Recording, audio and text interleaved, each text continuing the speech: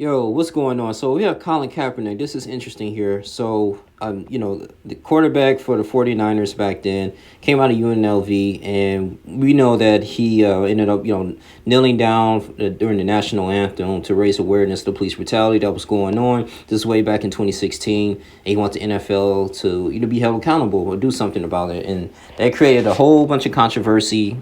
Years ago, I made a video about it. I was in support of him, and now he had like Nike deals and everything, and it seems like he wants to come back to the NFL, right? And that's when I was thinking like, okay, this is getting kind of annoying just a little bit, because we don't know how realistically this will happen. I understand that back in 2012, and I actually watched that Super Bowl, did really well, almost defeated the Baltimore Ravens in 2012. All right. He has a great connection with John Harbaugh.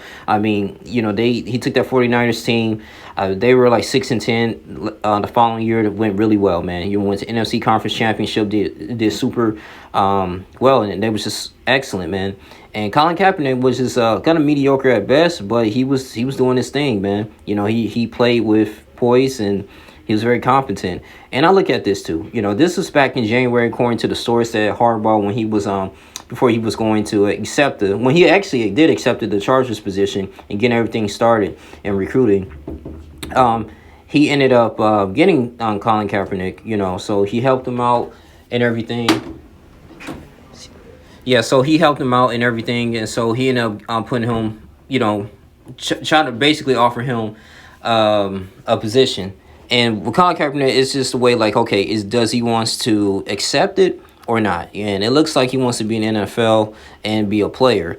And I believe the whole intentions of Jim Harbaugh, like, okay, listen, you can be an assistant coach and maybe a consultant, and work that way there. Now, I'm not questioning his abilities. I believe Colin Kaepernick still has some little bit of talent. Some people may disagree with that. If you go back, I think in 2019, when he like about 5 years ago, when he was practicing at Atlanta facility, right, some high school, and I think it was decent. He was throwing balls. He was looking good. He had receivers catching the ball. I'm like, okay, all right, and maybe they can give this guy a shot, but they didn't at the end of the day, man. So, what he was doing was creating controversy when it's kneeling for the whole thing.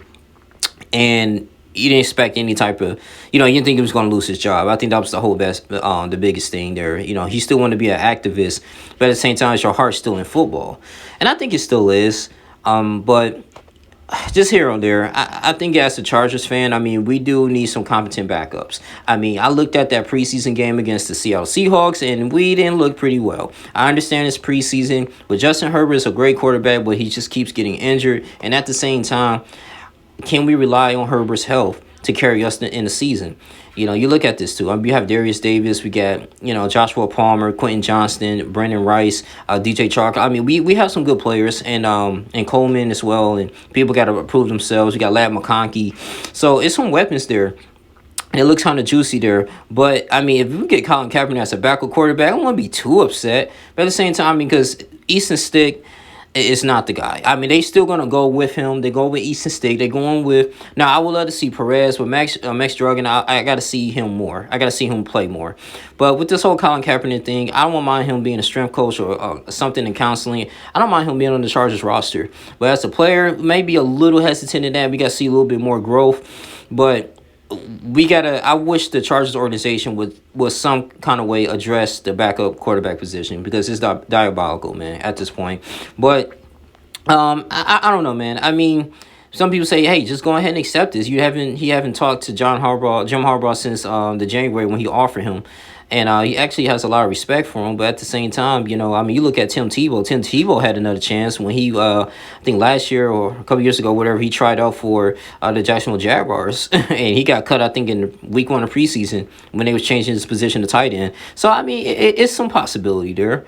But I just say, as a stepping stone, if I was him, I'll try to go as a coach and go from there, man. Maybe win some influence in the locker room, and they might suit him up. Who knows? But he said he's very competent in leading whoever team signs him. He can lead them to an NFL championship.